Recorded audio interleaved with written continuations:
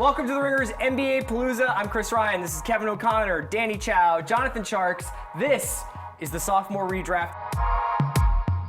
The 2017 draft class introduced us to a great collection of players. We're going to be talking about half a dozen of these guys probably for the next decade. We'll probably be wondering what happened to a half a dozen of these guys for the next decade. We redrafted this class after one season, in some cases after only a few games of experience for these guys. Kevin, Danny, and John, in that order, redrafted these guys already, and we're just going to talk about where we think these guys slot now. So starting at number one, Kevin, who do you have going first overall? Jason Tatum, Chris. What a shocking pick. So, Tatum was an advanced scorer in high school, advanced scorer in college, and already in the NBA last season, he made progress over the course of the year in a lot of different categories. Celtics put him in pick and roll. He scored off ball, improved as a three-point shooter. He improved as a passer. I think now at only 20 years old, Tatum is going to be one of the top scorers in the league for about a decade plus. Let me ask you a quick question. Tatum, obviously, this is morbid, but benefited a little bit from Gordon Hayward going down in the first game. He got a lot more playing time than he probably would. What does Hayward coming back do to Tatum's second year? I think Tatum may not get as much scoring opportunity as we saw in the playoffs from him. Celtics really fed him the ball in some of the games against the Cavaliers and their other series. But now with Gordon Hayward, I think there's going to be a lot more sharing. But with that said, Gordon Hayward is one of those guys who's very adaptable. He's a guy who can be put into a playmaking role. So maybe with Jason Tatum, he does end up being one of those ISO scorers at the end of games alongside Irving rather than Hayward, who can just do a lot more different things than Tatum can at his youth. You think Tatum's the best player in this draft? I think it's debatable, but as the Celtics fans would love to tell you, last year, Jason Tatum was only 19. That's true. Yeah. Tjarks, what do you think? Do you think Tatum is far and away the best player in this draft? No. Do you think this team sticks together, Kevin, for next 3 years? Tatum, Hayward, Horford, Kyrie, Brown? Yeah. Why don't you think Tatum's far and away the best player, though? I think Mitchell's really good. I don't think it's far away. Well, let's go to the second pick then. Right. Danny, you have the second pick. Absolutely, and I'm thinking I'm going with a number 1B.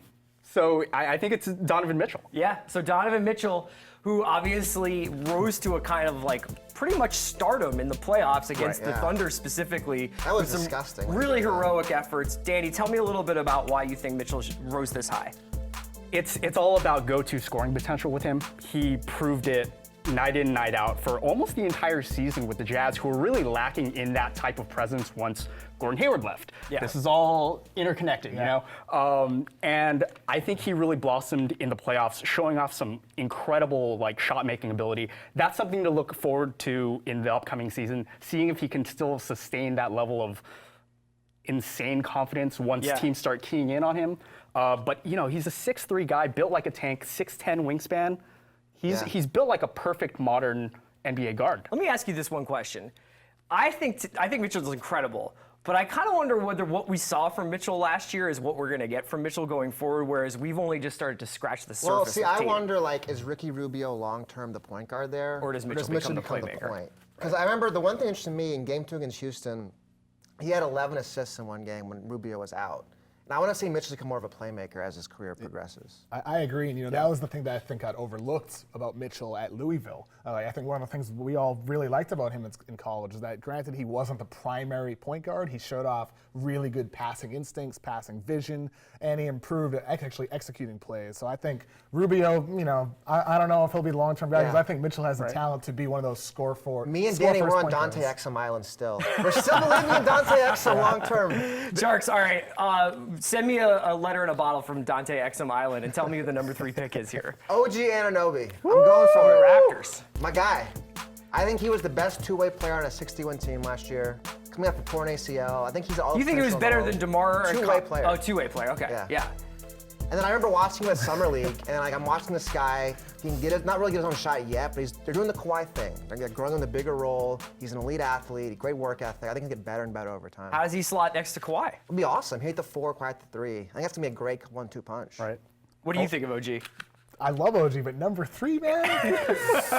OG. It's like you said, he's a two-way player.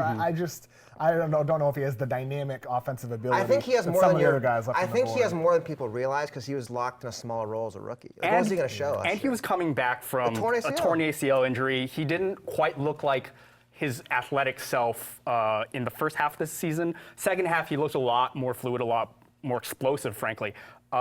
Yeah, I'm into it, but 3 is kind of high. I mean, he's got everything you want in a player, basically. Except ball handling ability. Speaking of ball handling ability, KOC, who's your number 4 here? It's Lonzo. Lonzo Ball going to the Phoenix Suns in our redraft here. I think Lonzo already is an elite passer. Yeah. And that's why, like, in real life, the combination with LeBron James is going to be so fascinating because he's somebody who doesn't need the ball to stick in his hands, but he's more than just a passer. I think with an improved jump shot, he can play off ball. He's a smart cutter. He's a high effort, versatile defender. Lonzo is one of those guys who checks so many boxes in the court. Pre-draft, the only concern was, well, how is his dad going to affect everything? Right. Like, that's really the only knock that you can say about Lonzo. Also getting a full matter. tattoo sleeve overnight after media day. That was It also. looks great, though. It looks okay. Yeah. Right. Danny, what do you think of Lonzo Yeah, year Kevin's 2? got arm sleeve tattoos, so he's probably the expert on that. I would hope that he starts, in these final couple days before the season ramps up, get a couple more leg days in. Yeah. His worried legs about are that? a little chickeny right now. But yeah, I agree with everything KOC said. I'm all for Lonzo. I think the idea of him as like the secondary playmaker is perfect for what the Lakers are trying to build towards, and for how he himself loves to play. So how big of a concern is the outside shot that if he's going to be a secondary playmaker, if he's going to spend some time off the ball? Well, that's the question with Lonzo and your boy Markelle Fultz. Like, if I know those guys could shoot threes. My boy? Okay. They'd be like, I think top 3 picks. If I okay, this guy's a 35%, 38% three-point shooter. But are they? That's really the big question. Yeah, like last year on The Ringer, on December 7th, we had an article with the headline, "Is Lonzo Ball shot broken?"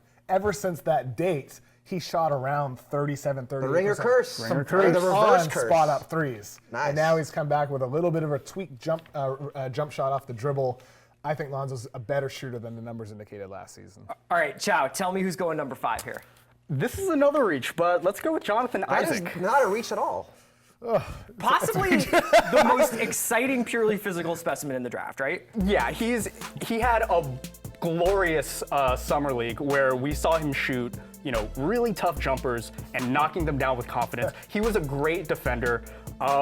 There's a lot of potential here, and I got swole too, right? He's definitely bigger for sure. He's definitely bigger. I wouldn't be surprised seeing him, play spot minutes at the 5 next season with the Magic, kind of I don't reorienting. think they have Vooch still in Bamba, so probably not.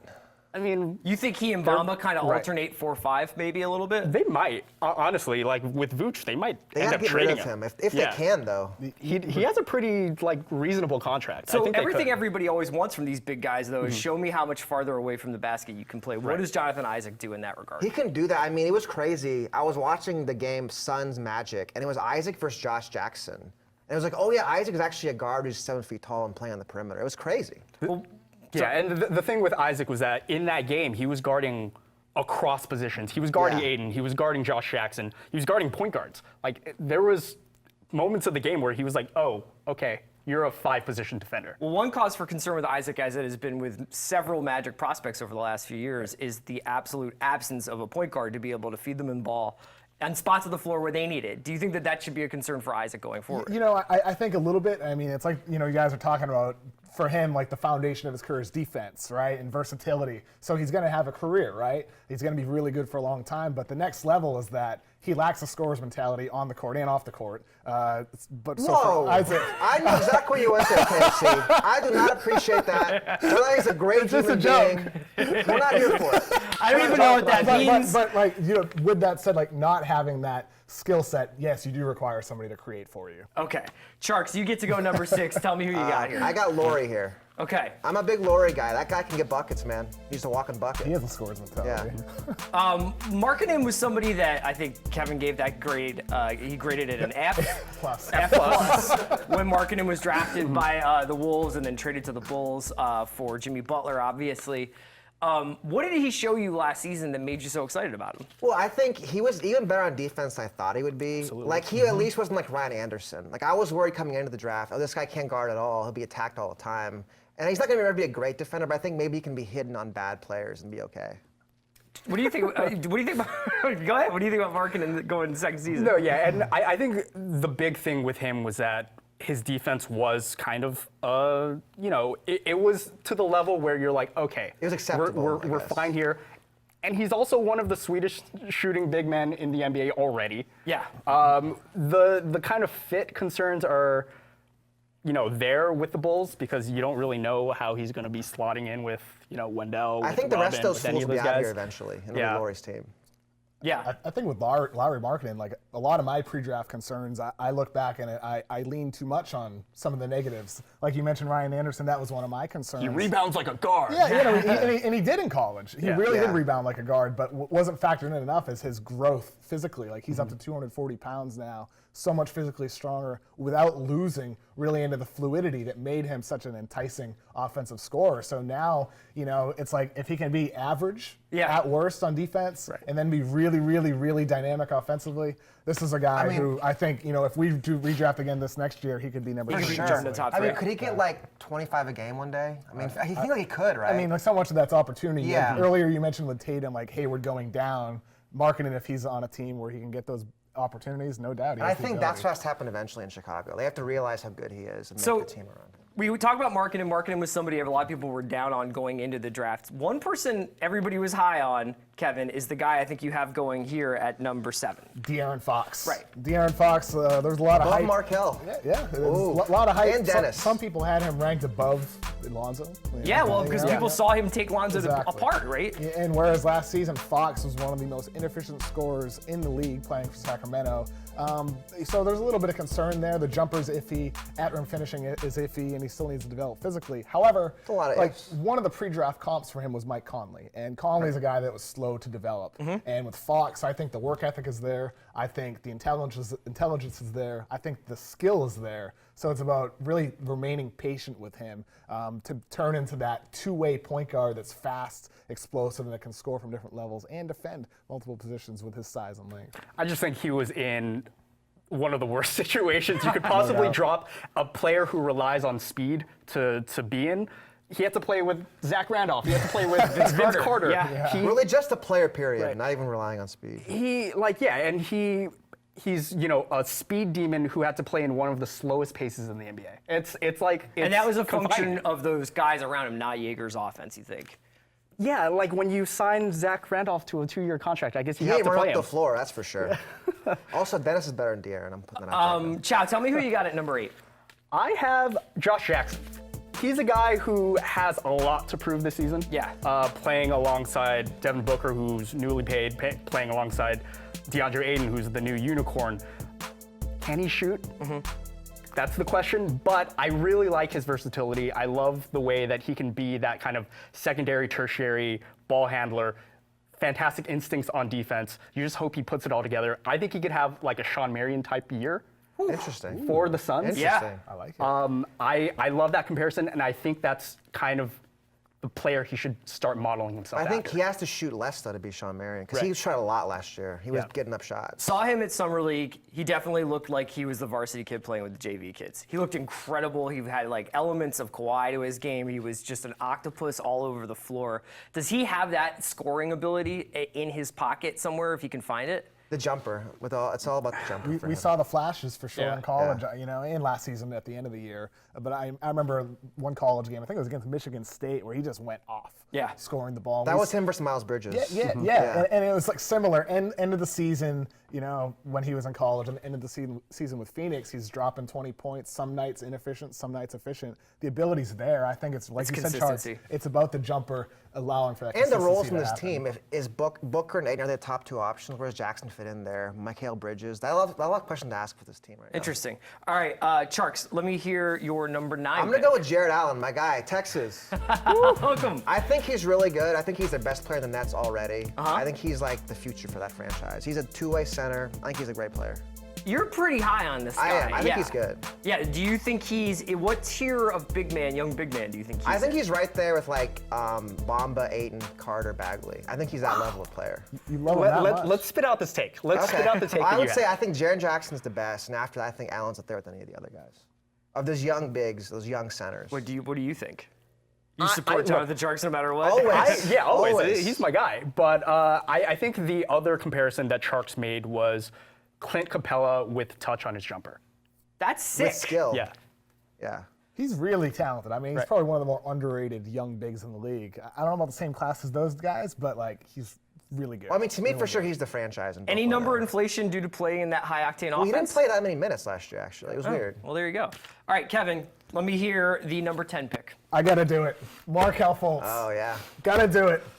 Got to do it. I'm sorry, Chris. That's all right, I'm listening. You know, Markelle, you know, I know you're in a lot of pain with him right now. No, I'm not. I'm okay. I'm in a good place. Yeah. Where are you feeling? You're actually fine. What's that? You're actually fine. He redshirted. Let's see what He happens did now. redshirt, and he showed everything except for the jumper that made him an appealing number 1 pick, Yes. right? He still has the defensive versatility, the passing, the explosiveness, the ability to change speeds. All of that was there, the ability to create space. It's really about the development of that jump shot. And I think the value at number 10 for a guy that has all that except for the jumper is too hard to pass up at this point. I don't know. I kind of saw 6'4" Evan Turner out there on the floor last year. What about Philly guys, man, that's brutal. he could certainly end up in Evan Turner, but he could, an Evan Turner or Sean Livingston type. Why can't he end up as that CJ McCollum, though? The jumper. The jumper. We're all waiting for that. We're all waiting to see him shoot his first pull-up, 3 in transition. All 3 of you guys had him number 1 in your pre-draft boards. Here's another thing. Is he being judged slightly unfairly by being in a class with Tatum and Mitchell, both of whom have made deep playoff runs where they were the centerpiece of their team? Like, are we talking about generational guys in Tatum and Mitchell? And all Markelle needs to be is the 3rd best player on the Sixers. Maybe the 4th. Absolutely. I know it sucks to be the number 1 pick and be the 4th best player. I don't even know what argument I'm really making here, as much as is the ceiling, can we lower the ceiling on him and just be comfortable with who he is? I don't think so. If his jumper is back, he could be the best player in this draft. Yeah. If it's back, which I don't know about that, but if he's a 40% 3-point shooter, isn't that so possible? I mean, better than Tatum and Mitchell, I don't know, but at that he'd be in there. But yeah, I he'd be in think the conversation. With Markelle, you're right. A lower ceiling's okay. Like Evan Turner, granted he's overpaid in Portland, he's not a He made bad $100 million. player. Right, and he was really good for the Celtics. Sean Livingston was a top pick who suffered a major injury, ended up a pretty impactful player. Right. Markelle Fultz can still have a successful career without a great jump shot. Yes. If he's an average shooter, you still have a really good player. That I feel like we've soured a little bit too much based off the expectations. I like what you're saying there. Chau, 11. I'm going with my guy, Zach Collins at Gonzaga. He had a really promising year with the Blazers, especially playing with a team that was quickly ascending to a top 3 seed. We know how that turned out. But I think with him and with Nurkic, you had, I believe, the best rim protecting duo in the NBA, actually, by the numbers. In the regular season. Yeah, in the regular season. Until Anthony Davis ended their season. Correct. Yeah. And Zach Collins is a big factor in that, but also in their future. You're looking at a guy who can be that type of rim protector, and you're also looking at a guy who has really improved on his 3-point shooter, or on his 3-point shooting. And he's about as much of a unicorn as this thing is. But say hi to Zach Collins right here. Nice. Special guest on the show. Those types of players, the rim protecting, floor spacing centers, are some of the rarest commodities you can find in the NBA. And that's why he's in our lottery. So you think Nurkic and Collins are complementary rather than Nurkic is kind of blocking Collins' development? Well, he is definitely blocking the development there, especially with that 4-year deal. But I think Collins will carve out time, especially because he can shoot that 3 and he has that versatility. Yeah, I think eventually he'll take Nurk's job, if not this year, then next year. I'm sure Nurk will be really pleased with that. So will his dad. He made his money. Yeah. Number 12. Dennis Smith Jr. is too low, my guy. This is the cult hero of this class going into it. Everybody was so psyched about him. He's gonna be good, man. Trash talking, in-game low. Dunking. You think this is too low for him? Yeah, I love him and Luka together. I think it's gonna be a great combination. So is he gonna move into more of a 2 now, if with Luka playing? It'll be more like, I mean, this is unfair to say it because it's gonna sound stupid. More like Paul and Harden, where you have 2 ball handlers and they take turns. Okay. I know that sounds dumb, but that's the role he'll have. No, I like it. I like your confidence. Paul and Harden with Luka and DSJ Jr. They're all the same roles. Will they be as successful? Obviously not, but that'll be the roles in their team. Will be like that. What do you like about Dennis Smith Jr.'s game? Explosive, and I think with Luka Doncic, you'll see a little bit more from him off the ball, right? More cutting, I think, more spot-up shooting, because Luka is somebody who unlocks new dimensions of players Sure. on the court, and I think that'll enhance Dennis Smith Jr. For me, I don't necessarily mind him sliding. I think this is too low as well, but the defense is still a little bit on the That's minus true. side. That's definitely a where minus. point guard defense, you can argue how valuable it might be, but I think it's pretty important. I will say, too, the Mavs last year used Barea with Smith to get him ready for this role. They're like, next year you'll be off the ball more, spot up, cut. Interesting. What will he use Barea for this year? I mean, he'll still Be on the floor. He'll still do his thing. Kevin, let me hear your number 13 pick. I'm surprised he fell this far. I was thinking about him at 7. Kyle Kuzma. See, he was the cold hero, though, more than Dennis. Yeah. Well, I guess after the draft, Yeah, okay. and Kuzmania really took over during Summer League, but I think going into the draft, people were like freaking out about DSJ, right? But and it didn't stop though either, right? It started in Summer League, and over the course of the season, he continued making progress. Like from the end of his season at Utah to what he was with the Lakers, he improved in so many different areas. Became a versatile scorer who can run pick and roll as the screener or the ball handler, somebody who can lean on in isolations. He can play off ball, he can cut, he plays hard. Like Kuzma checks so many boxes that you want in a guy that could become either a really, really good player for your team, like a top 3 guy, or somebody who can take on different roles around star players. I think Kuzma... Around LeBron. Right? Yeah, around LeBron James, and that's what you need. he's got an interesting situation this year, though, because he's basically got a new team. Absolutely. And I think during media day, I think it was Josh Hart who was like, I haven't seen anyone improve as much as Kyle Kuzma has over a summer. I don't know how many guys Josh Hart has seen. Josh Hart's not exactly Ken Burns Right. here. I feel like he's been in the league for a year. But that is an interesting note to make, especially on this Lakers team where Kuzma is going to have a different role. He's going to probably spot up a lot more. Pick and pop with LeBron, probably, right? Being the Kevin Love spot. That's Yeah. what's most exciting, Pops I out. think, is Yeah. like LeBron running pick and roll or screening, like with some of these other bigger guys like Kuzma and Ingram. I'm going to be really pumped to see this over the course of the year. Chau, take us out of the lottery here. Tate Frazier favorite, John Collins. John Baptist! Yep. Number 3 last year. Number 3 last year. Number 3 seems to be a good spot for, the surprise pick. Yeah. Content. John Collins is extremely explosive, kind of has that, face up. You see him and you're like, okay, is this guy like a budget Amari Stoudemire type guy? Like he can kind of face up, go down for lobs and stuff like that. You still worry about his defense, but I think it's coming along a little bit better than I thought it would pre-draft. It's a guy who you can imagine maybe down the line somehow sneaking into an all-star spot in the East. All right, so Danny picked John Collins. That wraps up the lottery. But this was such a rich draft class. I don't want to stop talking about these guys yet. What's so fascinating about it is we have Tatum and Mitchell, which we know we're going to be talking about these guys as all-stars probably for the next decade. But then there's so many other dudes here that you could imagine, oh, hey, DeAaron Fox, a couple things break right in Sacramento. He could become this starting Western Conference point guard in the next 5 or 6 years in the All-Star game. It wouldn't shock me.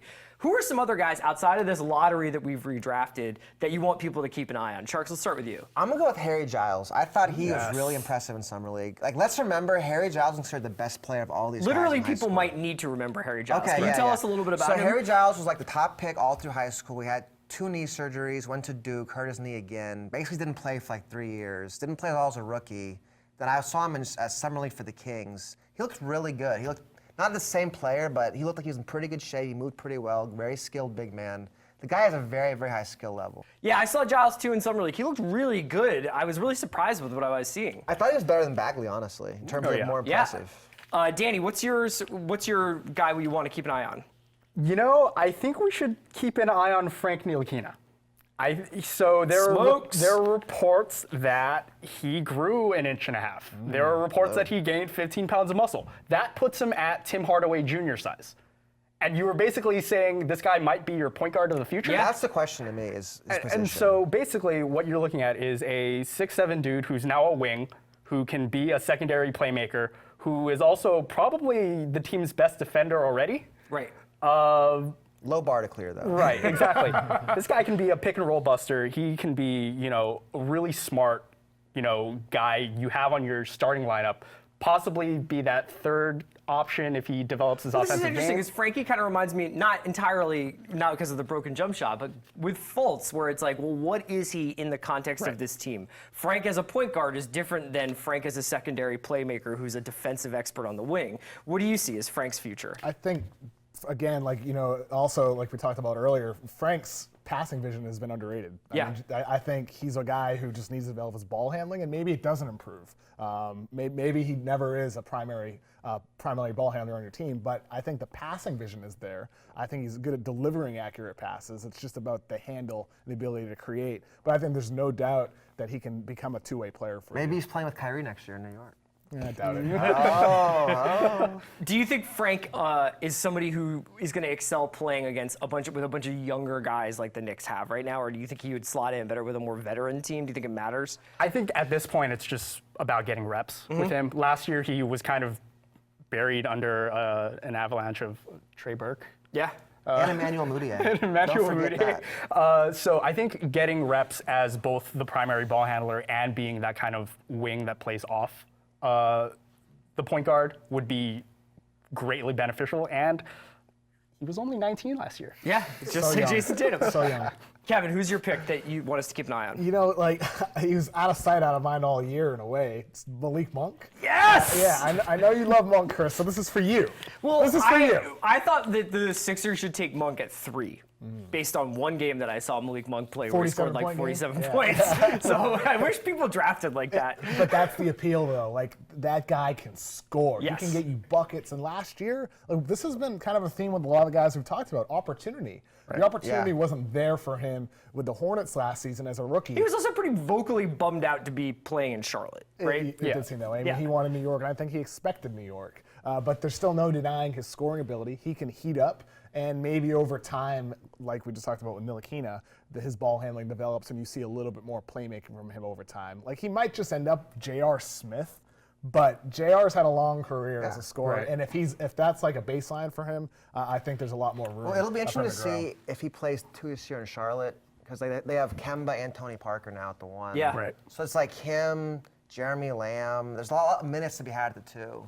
I think with Clifford, Steve Clifford was such an old school coach who really needed you to commit on defense, and that was give just you a something. chance on offense. That was just not something that Monk was comfortable doing yet at that point of his career. He's very generous. And, He's very generous. Right. And so he was getting benched for guys like Trevion Graham. Yeah. Well, you're talking about like having a second chance in your sophomore year.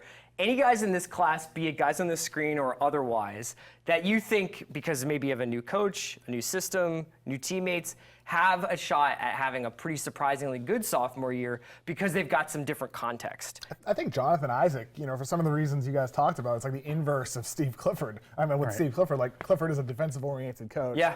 Isaac is a defensive-oriented player. He'll be rewarded for what he's doing well. And maybe he's a little bit more healthy this season as well, aside from the new coach. All right, well, we'll have to see. We'll be doing this again next year, I'm sure, because these names are so interesting. For Kevin, for Danny, for John, I'm Chris Ryan. Thank you for watching The Ringer NBA Palooza. Hey.